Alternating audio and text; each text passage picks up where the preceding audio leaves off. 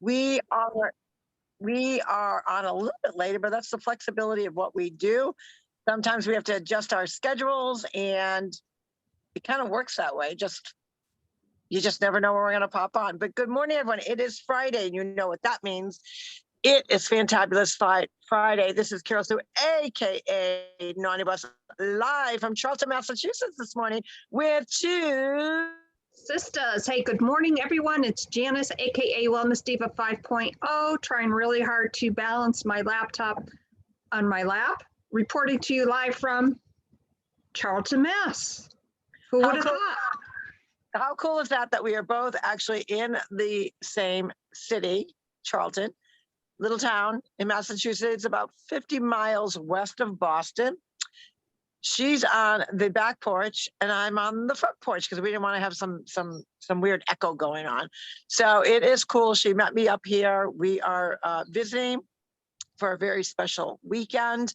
Obviously, first of all, shout out to all the dads out there. It is Father's Day weekend, and we want to celebrate you. Sometimes you have that dual role, and this would be the first Father's Day without our dad. So it is going to be awesome to celebrate it together with siblings and really kind of reminisce about Poppy and all different levels of different memories, different special events, but really celebrating his life and leaving his legacy as a really good dad through us and always with us. So we're very grateful about that. We are coming off of a very hot, trending Thursday. If you did not catch our podcast yesterday, you missed a hoot. So guess what? That's the great thing about it being recorded. You can catch it again. It was a hot topic. And the reason why it was a hot topic, usually something really important that's dear to your heart, that may be an injustice. It may be something that people need awareness about. And I took up a lot of time yesterday, dove in. So today I'm going to turn it over to Jan because she's had time to kind of digest, chat with other people, and I would love to hear her reflection. Obviously, neither of us have children in school at this time, but she has grandnieces and nephews. I've got grandchildren. What was your perspective? And is any one particular wow factor that like opened your eyes to this is really how would that be? Share that with our audience and listeners, Jan. I would have to say, off the cuff, it's as though life took on a very unscripted, molded meaning. And I think when things are molded, like I think my senses, personally, my senses have kind of, tuned into those things that are factual and those things that are not. And I think the problem that it stems from is there's only one truth. There's only one set of facts. And when something gets molded to fit a particular narrative, it really loses its effectiveness. So I understand that while people don't want to debate certain things, and I made it very clear, I will not debate anyone who believes with the CRT thing, because it's wrong in my opinion. You don't fight racism with racism. We are all children of God under one nation. That's the way we were brought up. I don't see color. I see beautiful diversity. I see that the world does need to change, and maybe it does need to change dramatically, but doing it in a form, in fashion where, where we are molding our youth to kind of buck heads with one another, to like or not like a friend or a potential friend based on the color of their skin is wrong. So although I would really love to ramble and say maybe a few explicitive words, you know, I speak through the wisdom, you know, speaking of dad, speaking of, you know, our parents and how we brought up, you know, I'm trying to see things in a different light. I don't see, we're going to fight like hell. I don't see that coming to fruition. However, it is coming to fruition for some communities, which is just mind-boggling. And all I guess I can say to kind of, you know, wrap it up on how I feel about this. We all know that everyone has a difference of opinion of certain things.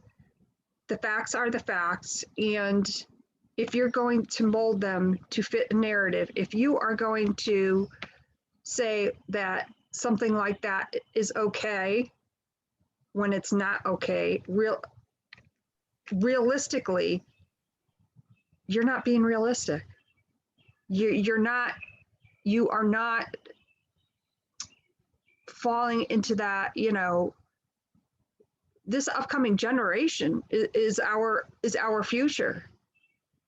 I can't stand by and watch that happen. So that's kind of my take on all this. And I'm trying to keep it, I think I did sneak in one a swear word there.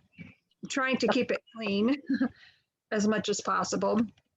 You know, and interestingly enough, as I was playing Candyland yesterday with a certain young lady who kind of reminds me of me when I was her age. And by the way, she does cheat at Candyland. That's all I'm going to say about that. I did the same thing. She thought I wasn't looking, but I was looking. And, you know, the one thing that she said, well, she turned over one of the cards and, you know, out of the mouths of babes. And it was the candy cone. And you go, I guess, really up the ladder when you get that card.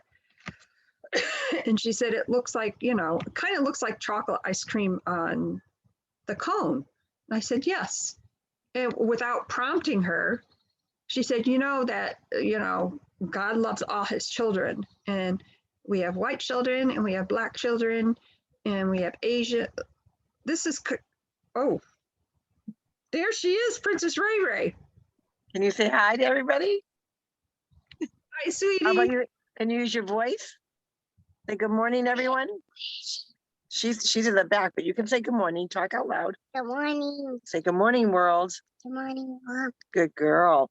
And RaeRae, I was telling everybody how when we were playing and you were talking about all the children of God yesterday, and that, okay, well, apparently she's decided to go to your headquarters, your office. Okay.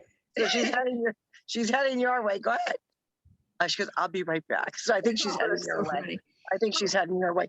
But that is so true, out of the mouths of babes. And, you know, one of the videos that I happened to catch yesterday was a young Black man who was speaking to a bunch of parents. I'm not really sure whether it was at the school committee meeting or was a parent gathering before the school committee, and it was either on YouTube or somewhere. But his words resonated with me so much so that I must have watched the video over and over. I'm probably going to say at least 10 times. The passion, oh, and there's the other guest speaker. She left my office and went to great auntie's office. There you go. Hi, RaeRae. But one of the things that he pointed out, okay, she's going to go back and forth apparently. One of the things, and there's Jed. Can you say good morning? Can you tell everyone what today is? Day of school. Whoa. And there he goes. He's getting ready for his last day of school, remote learning. And what a year most children and parents have had to combat, going back and forth between whether they're remote, in person, vice versa, combination of. But one things that what he said that resonated with me, hello, sweetie, was that because of his skin color, which is black, that he does not need a white person to tell him to get off the street. He does not need a white person to make his life better. He does not need a white person to get him to go to college and make something of himself, which he, by the way, had. He was not leading a good life. He admitted that he was on the wrong journey. And finally he said at one point, I got to straighten up my act. I got to do right.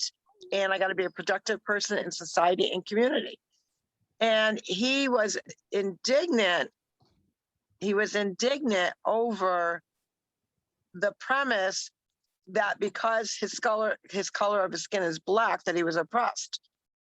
And he was very passionate about speaking out to make sure that the white race that was present in the room had nothing to do with his success, had nothing to do with turning his life around, that was all on him. And he also gave examples within his own community, black on black, where he shared that many, black people that he knew said, oh, you're never going to make anything of yourself. You're never going to amount to anything. So he said, the oppressor was not the white person, was my own kind, was my own black people telling me that I wasn't going to make anything, that I could never turn my life around. And he said, I'm here to prove you wrong. And I'm here to tell you, regardless of your skin color, humanity must come first. We all must love our brother. We all must love our sister. And that he really felt that the whole CRT movement was totally about what we've already chatted about, segregating people versus bringing people together in harmony and humanity. The one also good piece that I got, two things from yesterday, one from him and one that I kind of rediscovered on my own with, talking to people of faith. First off, he had said, remember what happens in The Lion King.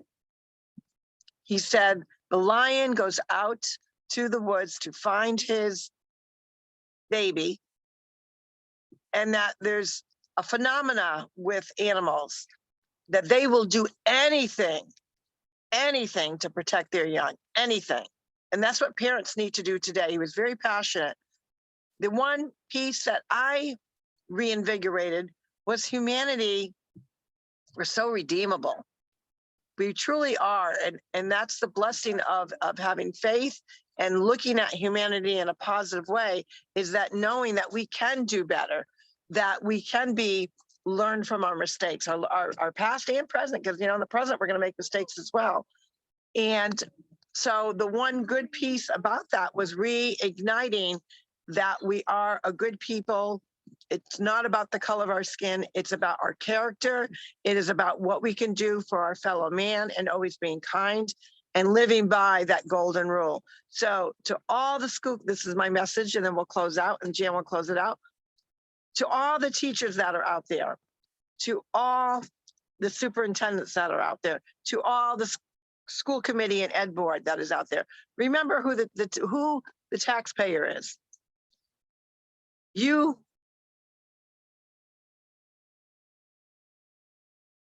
owe it to the taxpayers, do right by their children. We entrust in you with full regard to making our children enriched in learning, enriched in being kind to one another. And the one rule that should never go out and should always be taught in school, I guess if you want to call it a colored rule, call it that. It's called the golden rule. And that is treating others with respect, with how you want to be treated, and paying kindness forward. That should be the one lesson plan in all subject matters, no matter what. And to all the parents out there, you go out, you fight. Grandparents, you go out and fight, because what is happening in our school systems or hold on one second, honey, impending possibly in our school systems is not going to be good. It's not going to be healthy. It is going to be probably one of the biggest injustices of this decade. And you need to remember that because we are molding children. And why do we mold them? Why do we teach them? Why do we show them by example about the goodness of humanity? It's because at some point, we're going to be up there in the older age and they're going to be the adults running our country. They're going to be the adults that are leaders in our community. And that is why it's so important to fight back. And with that, I'm going to turn it over to Jan. Hey, everyone. It's been a great week. We had an amazing guest on Wednesday. We have another amazing guest next week, and we're very excited. You know, just remember molding, unfolding, and the development of our youth. They are our future. With that being said, my name is Janice, aka Wellness Diva 5.0, and we're going to close this out. And I'm with two Sisters. So this is Carroll-Sue, aka Naughty Boss, live from Charlton, Massachusetts. Who knows what's going to be going on, but there's going to be a lot of energy going on. I can feel it, and it feels good. You guys have a great day, great weekend. Again, happy Father's Day to all those amazing men and women, because sometimes the women have to have that kind of dual role as well. But we hope that you have a blessed day, blessed weekend, and be kind to everyone and just embrace who we are as a people, as a nation, as a country, as human beings to one another. Would you like to say bye-bye, Ray? Bye.